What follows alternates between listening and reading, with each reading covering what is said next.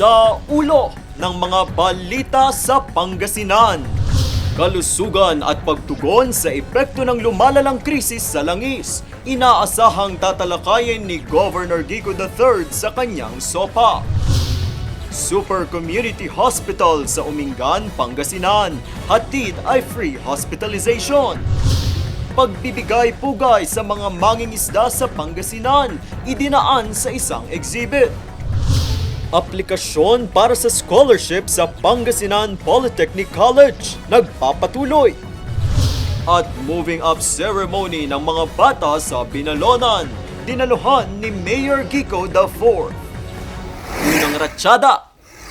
Sa darating na Miyerkules, April 8, isasagawang muli ni Pangasinan Governor Ramon V. Kiko III ang kanyang State of the Province Address. Tatalakayin dito ang mga nagawa ng administrasyon sa nagdaang taon. Kanya ring ihahayag ang kanyang mga susunod na plano para sa probinsya at sa mga kababayan.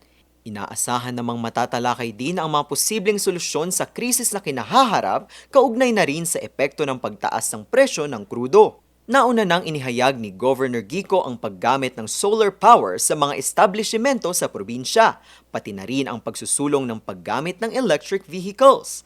Ang SOPA 2026, isasagawa na lamang online at via Zoom para makatipid kaugnay sa kinahaharap na krisis sa langis. Sa nagdaang mga taon sa Pangasinan sa ilalim ng Administrasyong Kiko, naging prioridad ang pagpapaunlad sa mga infrastruktura, kabuhayan, edukasyon at lalo na ang kalusugan. Tuloy-tuloy nga ang pagtatayo ng mga ospital maging ang bagong campus ng Pangasinan Polytechnic Hospital.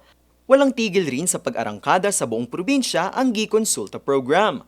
Nagpapasalamat naman si Governor Kiko III sa patuloy pa ring pakikiisa ng mga kababayan para sa layunin at pangarap na mas magaling na Pangasinan.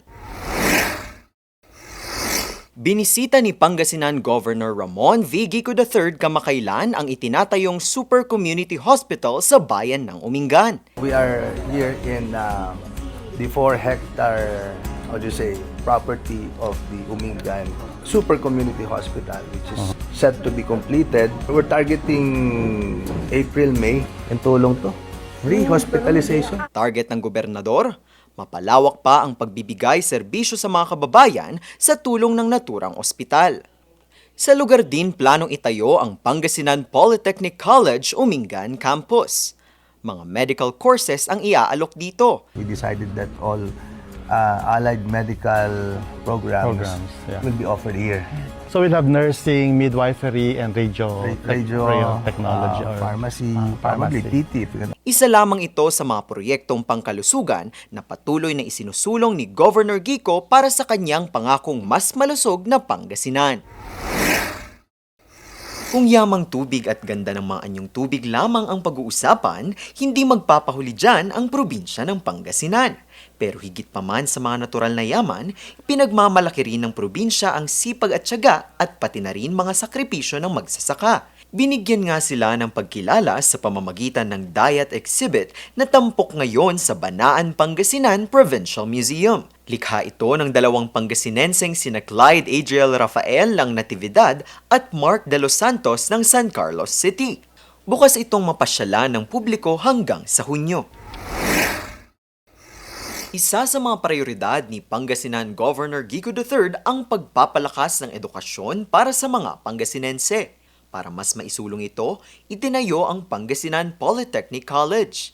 Handog din ng institusyon ang libreng pag-aaral para sa piling mga kurso. At para sa bagong school year, tumatanggap na muli ng aplikasyon ang PPC para sa mga nais maging scholar. Deadline ng mga aplikasyon sa April 10. Malaking tulong ang naturang scholarship para sa mga nais makapag-aral o magkaroon ng mga panibagong skills na maaaring magamit sa kanilang mga nais sa trabaho kapag nakapagtapos.